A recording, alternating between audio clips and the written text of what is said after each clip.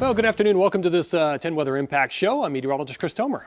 And I'm meteorologist Aaron White, and we are joined today by Justin Gehrts, meteorologist Justin Gehrts. Thanks for coming in. Good to be here. It's nice Welcome. coming in when it's not an impending winter storm. Yeah. By the way. Actually, like nice weather. And you can actually drive in here. Oh my goodness, yeah. No, it was really something for a while there. But I'm for one, I'm very happy that is behind us. Yes. Yeah, I mean, 3 weeks ago, that storm, oh my gosh, it was just intense. A foot of snowfall, and then we just got locked into the deep freeze. And we're still paying for it right now. Yeah, I know. The fog is part of all that. Yeah, we had so much snow melting, the rain, of course, over the last 24 hours, and then we're still here. We still got fog out there this afternoon. It hasn't cleared out yet. Fog at your place? Oh yeah. It was interesting because I was expecting, even though we're still in February, usually you get to late morning and the sun is getting high enough because you can feel it now when the sun is out. Yeah. Like it feels warm now this time of the year. So it's like, okay, it's going to get high enough and we're going to be able to get rid of it. And it's like, oh, there's still just too much moisture sitting around right on top of us. And it's like, what's going on here? It's so persistent. But it's just the season, I suppose. It's one of those things that,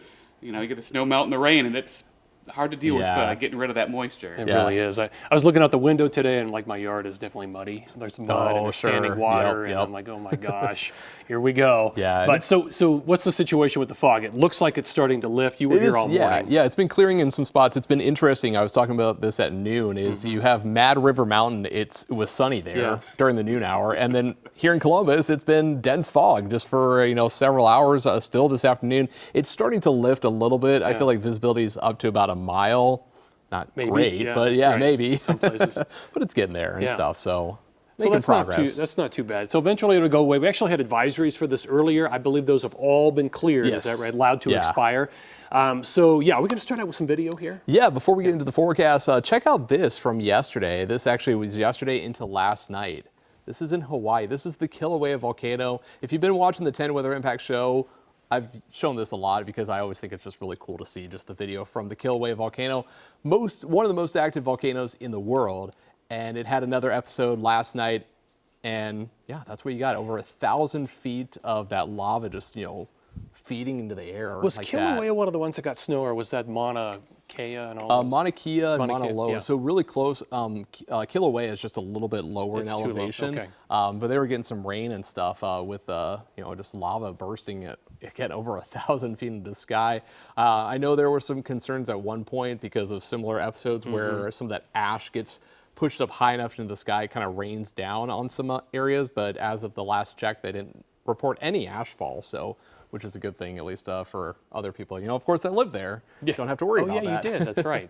That's cool. Yeah. What are they saying about it? Some of the plumes that erupted, like going up to 35,000 feet or so? Yeah, some of those, some of the ash getting up, high enough that into the sky and stuff. But again, there was no reports of it actually getting down to the ground for the people that are out there. So good news, and good news for us is our forecast is looking better. Yeah, so let's check out the forecast. I've got a couple of live cameras lined up here. So here's the Scioto Audubon Park view, and all the snow we had there in that little sort of green area.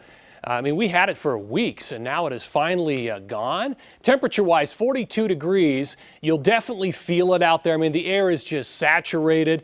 We're finally now starting to see some of the fog lift, but if you look down, downtown, some of the buildings here are still covered just a little bit by some of that fog. Out to the east of us in Heath, Newark, still a little bit of fog. I mean, it's definitely gray out there. Some of the roads are going to be a little bit wet. Here's the camera Aaron was referring to just a little bit ago. It's hard to tell if it's sunny. I mean, it looks like it's a little bit cloudy as they kind of rotate the camera right there, but this is always a cool view. I mean, everybody's lined up on this President's Day right here, waiting to go up at Mad River. So what is the visibility right now? These are visibility numbers in miles. And so, for example, in Columbus, half a mile of visibility right now, about 1.5 miles in London, about 2 miles over in the Newark area. So you can kind of see where the fog is still sitting. Temperatures are in the 40s right now. There are a couple of 50s where it's a little bit clear up towards Marysville, but most places are locked into the 40s right now.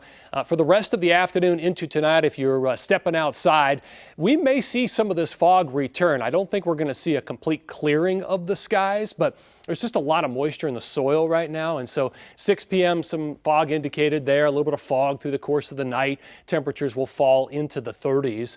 So here's what I'm looking at in the forecast. The fog is an issue, obviously.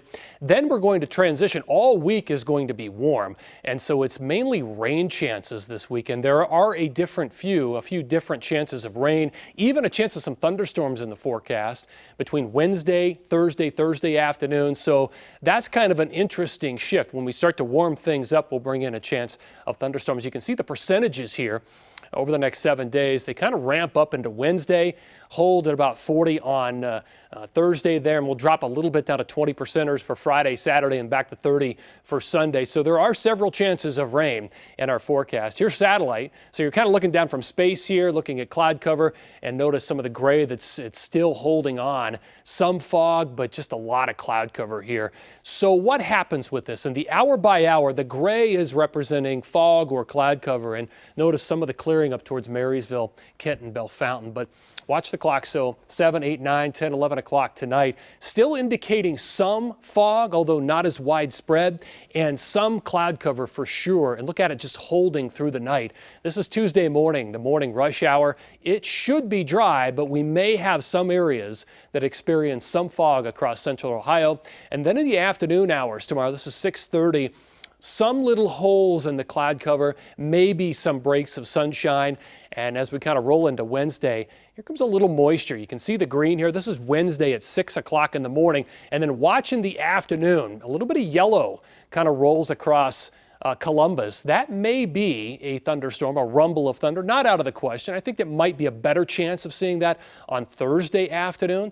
But tonight's forecast looks like this. We've got 37 with some fog, light winds, just a lot of moisture in the air. Tomorrow, a little bit of leftover fog in the morning, middle 50s. All right, here's your 10 weather impact 7-day forecast. So again, every day is pretty warm above freezing. 60s on Wednesday. On Thursday, low 60s, and we actually did put in a little bit of a lightning bolt right there. That's possible that we see a thunderstorm in the afternoon/evening hours. 55 on Friday, maybe a shower or a storm late, and then a 20% chance early on Saturday. The temperatures will go down, and it's possible that by the time we get into Sunday, it may be cold enough for a few flakes of snow. It's about a 30% chance. And by the time we get into Monday, an isolated rain or snow shower, not out of the question there. But Aaron and Justin, every single day we've got a percentage chance of some sort of precip there. Yeah, I mean, not surprising with this forecast, of course, you know, kind of a spring-like pattern now that we're getting into, which is nice, of course, after that week of sub-zero. I'm thinking, this is what we deserve now, right? The 50s and 60s. So. We've earned it. Yeah, we have. Sure. This is a pretty spring-like pattern. I mean, we start to see these little areas of thunderstorms now kind of creep back into the forecast. Interesting to see. Yeah, and I was looking up yesterday the stretch of above 40 that we have, that we're starting just a few days ago and that we're in the midst of. The longest one we've had since the middle of November. See, you're good for these stats. I know, because right? you write about this a lot. I read your stuff. Yeah, I always like to okay, what's the context of what's going on? And leading up to Thanksgiving was the last time we had this stretch of above 40. So it's like, it's been 3 months. That's it's a quarter of the year. That's a long time that we've had not this many 40s or 50s or even the 60s like you showed. So I'm really, really, really excited for that. Oh, man. Yeah, I feel like everyone is, just to get outside. I mean, I saw a lot of people even over the weekend just kind of spending some time outside now that it's, above freezing and you can actually, not feel cold really out there. So I'm sure a lot of people on Wednesday, especially after that rain chance, by the time we get some sunshine, it'll be a little bit better. And with the 60s, it's going to be interesting. We've been talking about the storm chances coming in here. So let's go ahead and talk about that, because there's actually a risk for severe weather not here. Southwest of the area. Southwestern Ohio is actually in that risk area. And I think it's going to be more focused around northern Kentucky, southern Indiana, southern Illinois. And the Storm Prediction Center that actually issues these outlooks for the whole country, basically they're talking about potential for some stronger thunderstorms that could produce some severe wind gusts and even a few tornadoes, not out of the question.